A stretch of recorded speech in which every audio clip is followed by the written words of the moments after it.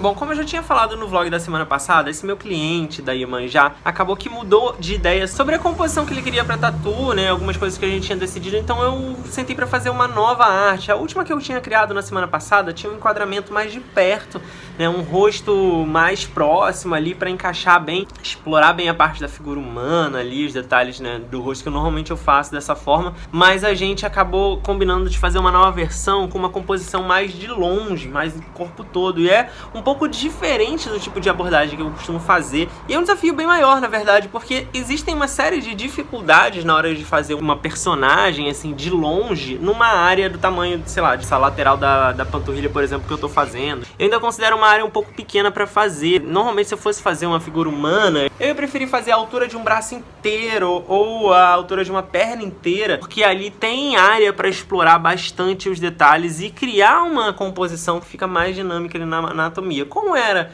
um pouco menor esse espaço, eu tive que encontrar uma maneira de criar uma composição que, mesmo de longe, né, ou seja, sem poder detalhar muito, ou seja, com os braços, as pernas bem fininhas e tal, eu ainda criasse uma imagem que chamasse muita atenção. Então essa foi a premissa aí que eu parti.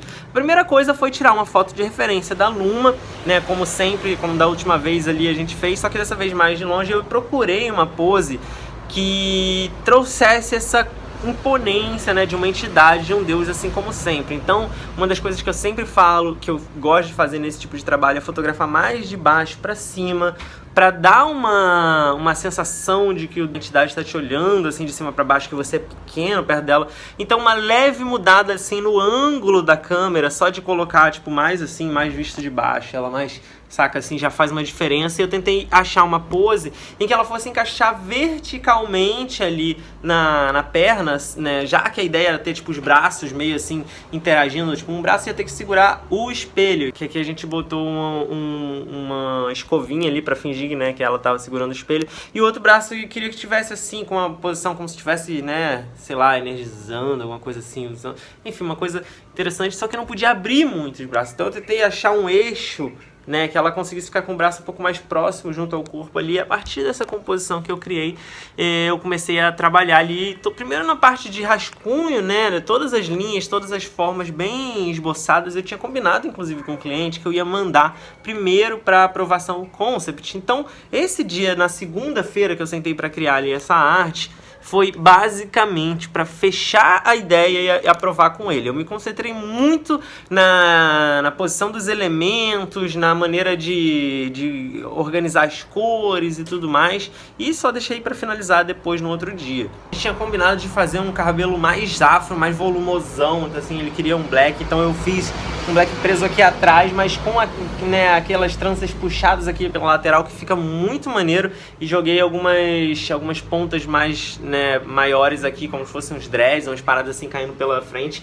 E aí, na hora de fazer o esboço da roupa, né, tentar ter uma ideia assim de como seria o tecido de uma forma geral, eu quis dar muito movimento por causa dessa coisa das ondas. E a ideia, ela tá dentro de uma paisagem, né, de um lugar como se estivesse no mar mesmo, as ondas, a água em volta dela, lembra uma vibe meio até Avatar, de você dobrar a água, conjurar, né, e manipular um elemento. Então a minha ideia era essa. E alguns detalhes seriam tipo ornamentos, né, nos braços, e até mesmo um dos seios como se fosse uma parte metalizada, assim, que vai estar ali. Depois disso eu comecei a colorir, primeiro em tons de azul, joguei um azul escuro no fundo para recortar e dar a ideia dessa atmosfera mais noturna ali, que era o objetivo. Depois de destruir uma série de azuis diferentes para a água, pro turquesa, pro verde água, depois ali pra roupa um pouco mais azul claro, e os tons de pele com os dourados. Essa paleta de cores ali, ela partiu muito desses tons frios. Eu escolhi fazer esses ornamentos a primeiro modo meio dourado para dar uma quebra, né, entre quentes e frios ali. Mais pra frente eu acabei mudando um pouco isso, eu vou falar daqui a pouco sobre isso. Primeiro, né, nessa segunda-feira foi basicamente finalizar esse concept ali. Depois que eu finalizei no tablet, ao vivo lá com a galera, eu ainda joguei no Photoshop e fiz mais alguns ajustes. É feito bem legal que eu eu tive a oportunidade de aplicar nesse trabalho, é um que eu olhei em algumas referências já tinha algum tempo, eu tinha guardado aqui, especialmente referências de uma edição específica de Magic, acho que saiu do ano passado, retrasado, que é Teros. Várias cartas dessas edições têm algumas entidades, né, algumas entidades que parecem meio deuses, entidades meio cósmicas, com uma parte da sombra do corpo dessa entidade como se tivesse um universo ali dentro. Então isso é algo que eu já estava aguardando há um tempo para aplicar. Eu muito provavelmente vou fazer mais vezes. Eu tinha conversado com o cliente quando eu fui fazer a segunda versão, que ia ser de corpo todo. Eu lembrei dessas referências, mostrei pra ele, perguntei o que ele achava. Ele curtiu muito, então eu tentei adequar ali, encaixar nessa minha ideia aqui, pra que ela tivesse ainda mais uma pegada meio, né, etérea, meio de entidade, assim. O resultado ficou muito legal desse efeito. Então você vai ver aqui a primeira versão, como eu finalizei na live, depois eu sentei com a Luma, a gente ficou vendo com calma a paleta de cores, eu ainda não estava satisfeito com esse fundo, ela deu uma ideia de escurecer mais, realmente de assumir um fundo escuro para ressaltar essa personagem e para não ficar tudo azul como tava ali. Você vê que tem uma boa diferença entre a versão depois que eu finalizei de desenhar e depois que eu fiz os ajustes de cores ali no Photoshop, na esquerda e na direita, né, o depois. E essa é a versão que eu mandei pro cliente. Ele se amarrou, ele adorou muito, ficou felizão, me agradeceu por ter dedicação de fazer uma outra versão caprichada. E eu confesso que eu gostei, porque eu saí da minha zona de conforto. Não é um tipo de trabalho que eu costumo fazer, uma abordagem que eu costumo fazer, né, de enquadramento e tudo mais, e deu a oportunidade de criar uma imagem muito interessante. Essas referências ali que eu usei de jogo, daquele jogo Smite, que tem uma avatar lá que é como se fosse a Iemanjá, né, que é um jogo de batalhas dos deuses, assim, tem muito essa vibe, né, de concept art, então eu curti pra caramba. E aí no outro dia, na quarta-feira, foi hora de sentar pra finalizar essa arte. Então eu já tinha todo o concept aprovado, era só passar a limpo mesmo, finalizar as linhas. Então eu gastei um bom tempo fazendo todas as linhas super certinhas, super perfeitinhas, me preocupando com o acabamento e tal. Botei todo o desenho que eu já tinha por baixo ali, dei uma certa transparência e vim passando as linhas a limpo. Depois que as linhas já estavam todas prontas ali por cima, eu vim limpando a pintura que estava toda, né, borrada, toda arriscada, misturadas as linhas e as cores, porque eu tinha mesclado ali as camadas. Então eu fui limpando mesmo com as ferramentas de pintura e de borrão para deixar mais uniforme, menos texturizado e tudo mais, para ter realmente uma arte final. E aí essa hora é que eu falei, lembra lá dos ornamentos que estavam dourados e tudo mais, né?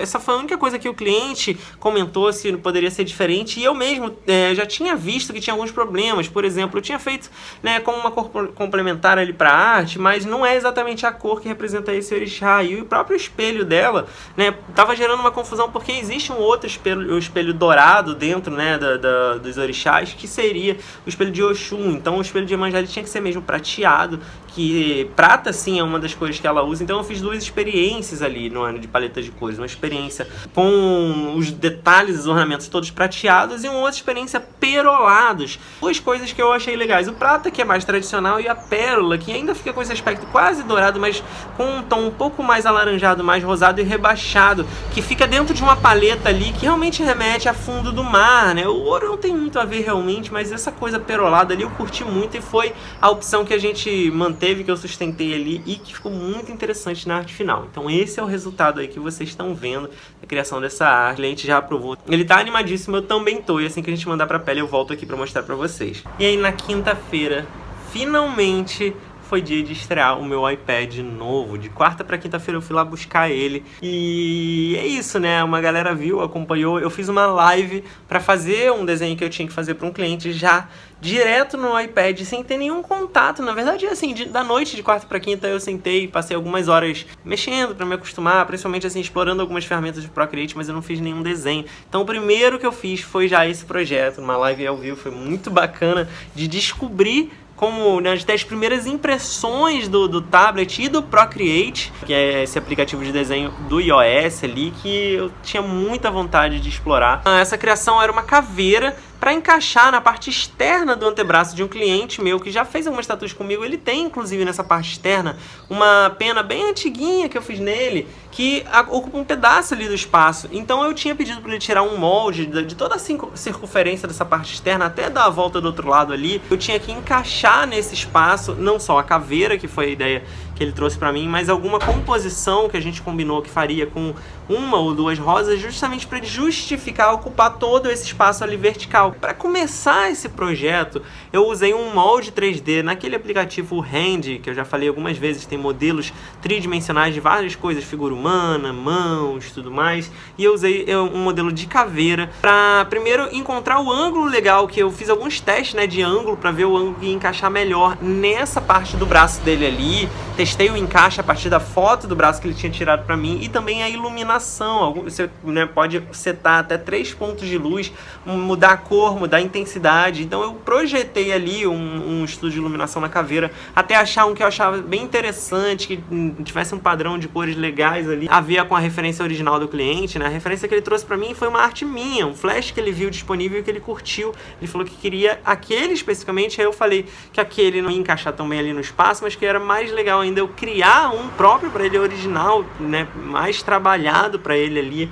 para encaixar nesse espaço. Então foi isso que eu fiz. Primeiro eu vim passando todas as linhas, assim, para pegar toda a geografia ali daquele osso, dos ossos, né, da anatomia como um todo, aquelas partes todas marcadas, usando também uma outra camada de linhas para marcar as divisões de sombra, que não necessariamente ia ficar na linha preta, e depois desenhando as flores. Eu peguei umas 2 referências ali de fotos de rosas e a partir delas eu vim estilizando, dando aqueles acabamentos com aquela cara de rosa bem neutrade, com aquelas pontas e aqueles retorcidos que tem uma linha de distorção que auxilia ali o movimento em cada pétala, bem legal. E o fato de ser uma flor, né, nesse caso aqui uma rosa, facilita muito, porque elementos orgânicos como esse, assim, eu consigo distribuir com uma certa liberdade para preencher realmente o espaço. Então se tem um cantinho que eu preciso ocupar, eu posso puxar uma pétala, puxar uma folha e tudo mais. Então essa foi a ideia. Aquelas folhas bem estilizadas, eu usei uma outra arte minha de uma rosa, que eu curto muito a estilização como referência para ficar na mesma linguagem, seguir o mesmo padrão ali. Depois foi um trabalho bem caprichado de volume e sombreado, porque eu queria fazer bem tridimensional, bem